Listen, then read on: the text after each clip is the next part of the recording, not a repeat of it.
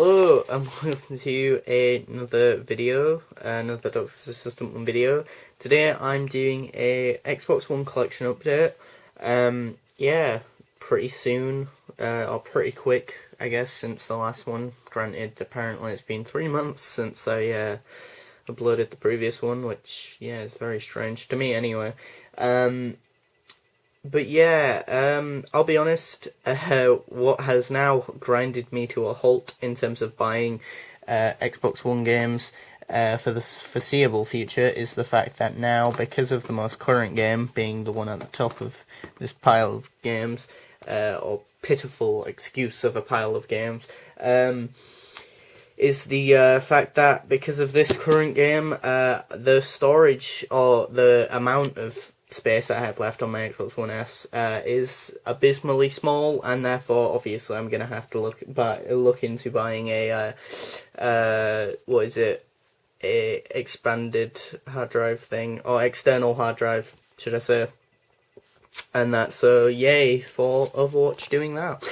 But besides it doing that, is it a good game? Well, do I even really need to answer that? It's the Legend of Zelda Breath of the Wild of third-party games, I guess, really. It's really sort of taken the gaming community by storm. I'd like to think the sort of next thing Blizzard really did after World of Warcraft, really, to my knowledge, I think. But then again, this is coming from someone who's never really played PC, so I have no real affinity and or understanding of Blizzard's portfolio as a company and a studio, as a studio that make games, great games, by the way. I'm not disputing that World of Warcraft isn't a brilliant game. It's just a game I've never played, considering that obviously I've never had the platform to play it on, basically PC. You know, and I know already that there are a lot of people probably out there in the world screaming that I've got it on a console, this game, when actually, obviously, it's supposed to be a much better experience and a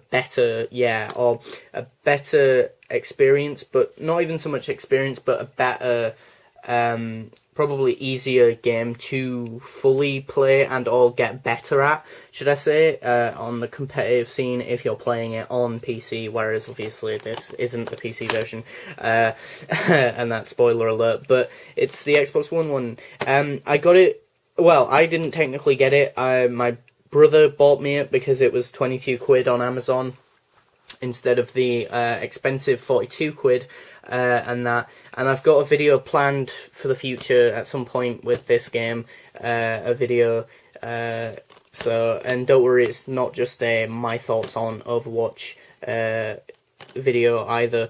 And I like how it says here, requires Xbox Live Gold membership, like someone who bought this hadn't already got that. Like I said to someone on my games development course, I'm sorry, but if you've got a current gen sort of gaming console, so an Xbox One or PS4, and you don't have online, that's essentially like buying half a console, and that. So, but yeah, Overwatch, I'd definitely say my main three characters that I'm mainly playing as is D.Va, not D.Va, Tracer. I always get D.Va and Tracer mixed up, but Tracer, then probably Bastion, and then D.Va.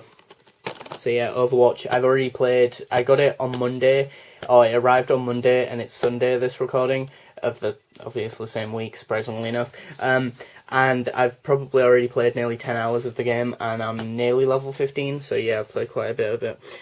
Doom, a brilliant game. This is the reversible cover. I love the reversible cover, and that I love the artwork on the front cover of, this version of the cover. That's why I wanted this. It just looks magnificent. It looks like some sort of concept art, and that, you know, it looks raw, it looks real, like what they were going for, and I love Doom. Doom is a brilliant game. Does it get repetitive? Yeah, sure, but it is fun, it is a blast. Both these two games are a blast to play.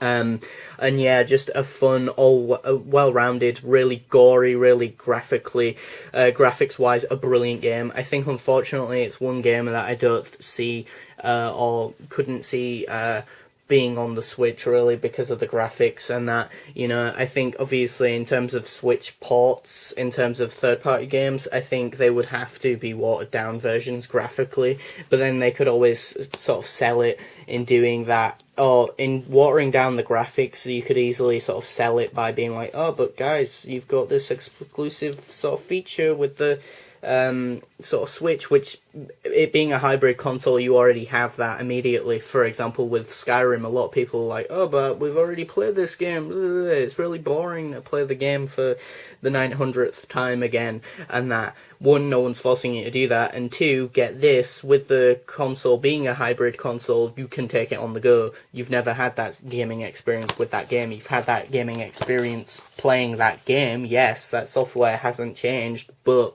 the experience and how you're consuming that piece of medium or media is the change, or is the changing factor there. So yeah, Doom, brilliant game. I've spent about 12 hours on that game.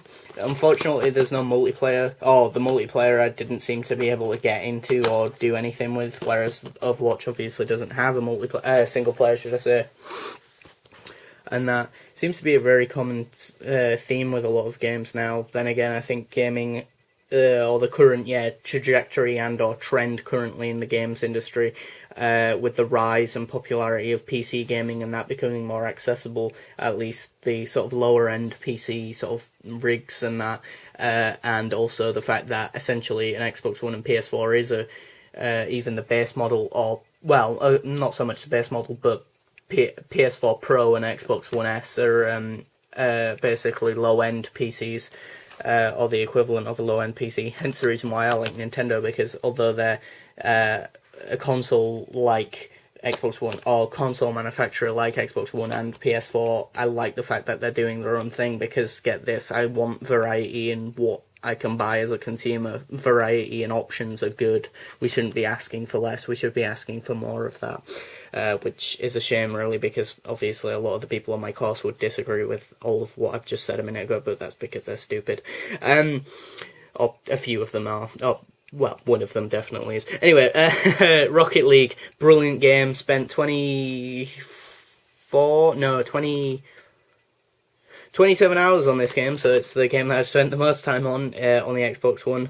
Love this game. It's essentially just football, but with RC cars, sort of remote control cars. It's a brilliant game. It's been published by 505 Games, who seem to be the go-to publishers to help indie games be published physically, because they've also helped, or are helping, the guy who made Stardew Valley, helping him publish that physically on both Xbox One and PS4, and I just can't wait for the Nintendo Switch version of Stardew Valley, as I think it's a perfect fit for that console, seeing as it is very much inspired by Harvest Moon and Minecraft, seeing as Minecraft is definitely his most favourite game, apparently, that creator's game, and that, but yeah, unfortunately, Rocket League also doesn't have any single player, so, and then this game, oddly enough, out of this list, is the only single player game, really, by Insomniac Games, which I thought was very weird. I got this from a friend,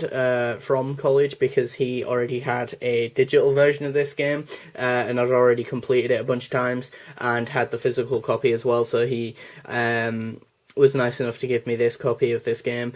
So yeah, probably the game that I've played the least, but really got me back into playing a sort of traditional console, for lack of a better term, as prior to